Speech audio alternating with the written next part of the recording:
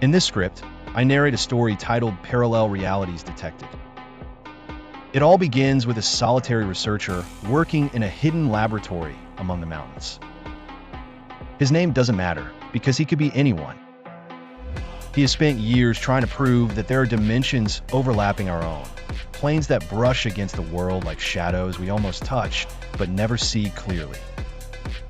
One night, while reviewing his devices, an unknown pattern appeared in the energy readings. It was a rhythmic pulse like distant heartbeats of something alive. The scientist felt a chill. If that pulse was real, it meant his theory was not only correct, but he might have found evidence of a parallel reality. He adjusted sensors, amplified the signal, and a blurry image emerged on the monitor, a distorted reflection of his own laboratory. But something didn't match. There was another person sitting where he was, with similar gestures and a gaze that carried different years. He decided to record everything. The light lines began to move, to cross, as if space were being pierced. The researcher spoke softly and said hello. The figure lifted its head and responded with a slow gesture. The monitor filled with noise, the image fractured, and the lights flickered. Something had crossed the barrier. An object fell to the ground. It was a notebook with the same handwriting as the scientist's, but written with words and dates he did not remember. The researcher took a deep breath as the silence grew dense like liquid metal. Each step he took resonated with a delayed echo, as if another version of him walked an instant later. He opened a notebook without thinking and read a page marked with a dark stain, like ink that did not belong to this time.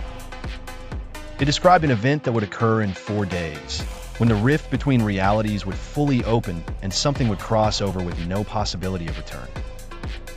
His heart raced, yet he felt a strange calm, as if he had already lived that moment.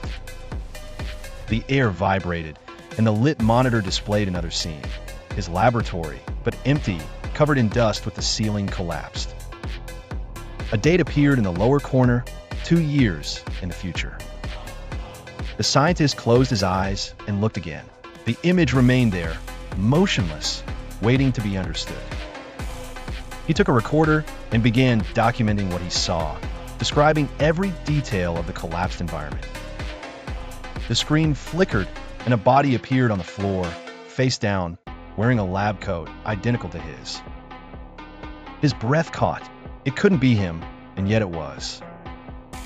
He reached out to the screen and felt a deep chill that pierced his skin, a warning that the barrier was thinner than imagined.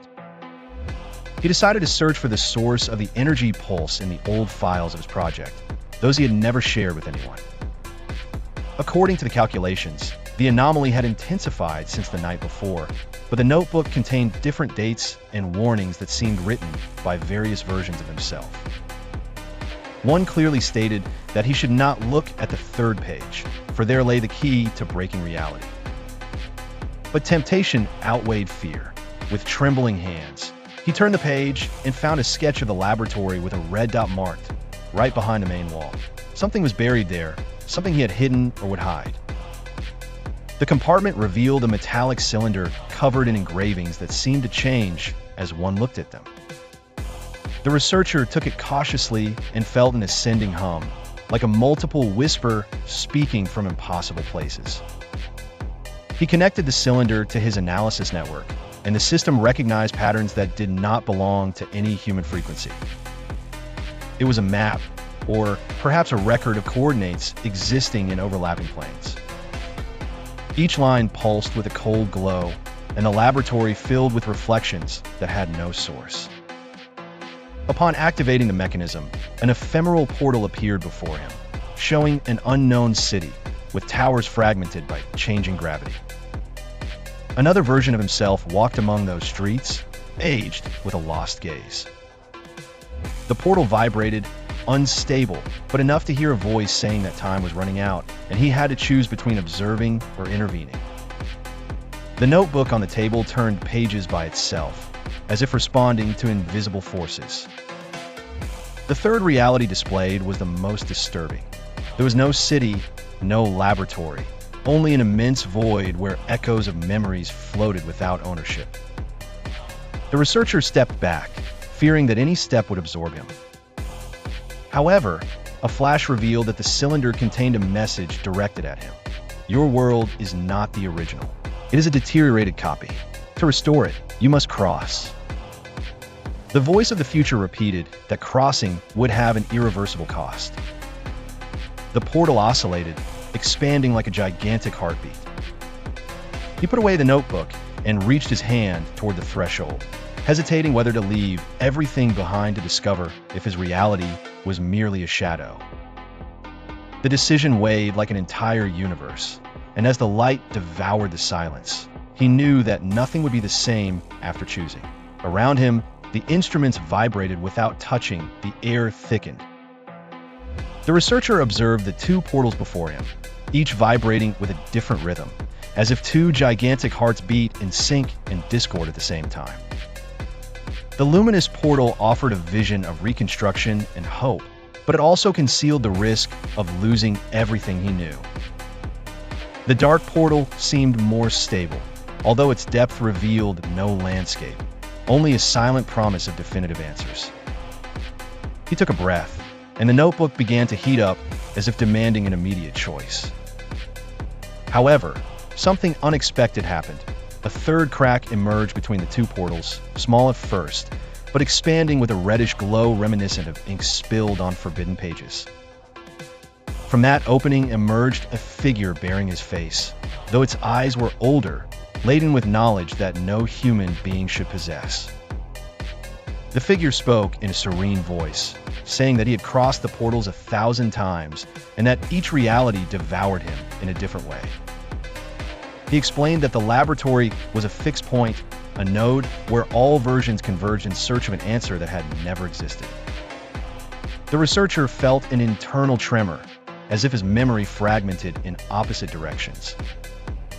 The figure extended a hand and showed a luminous mark on his skin, a sign of having seen the ultimate truth. He warned that crossing meant losing identity, that only an echo of thought would remain floating between worlds. The scientist hesitated, but then understood that not investigating was also a way to disappear. He took a step toward the reddish crack, the balance point between destiny and choice. The two portals responded with a silent roar, distorting the air. The notebook fell open and revealed a final phrase written in unstable ink. Reality will follow you. He closed his eyes and moved forward, feeling how his body dissolved into light, shadow, and memory. For a moment, he saw all the versions of himself, thousands of eyes watching from parallel universes, and understood that he was not unique, but an infinite repetition. When he opened his eyes again, he did not know if he was still in his world or another, but the laboratory seemed larger, filled with doors that vibrated like the heartbeat of time. He smiled, not out of bravery, but for accepting that the search would never end. Each portal was a future, each shadow a warning, and he was merely a traveler among reflections. He took a first step toward the nearest door, with the notebook in one hand and the burning cylinder like a small sun in the other. Behind him, the figure disappeared, leaving a whisper that said every reality is a question without an answer. The researcher took a deep breath and finally crossed, as the universe rewrote itself in silence.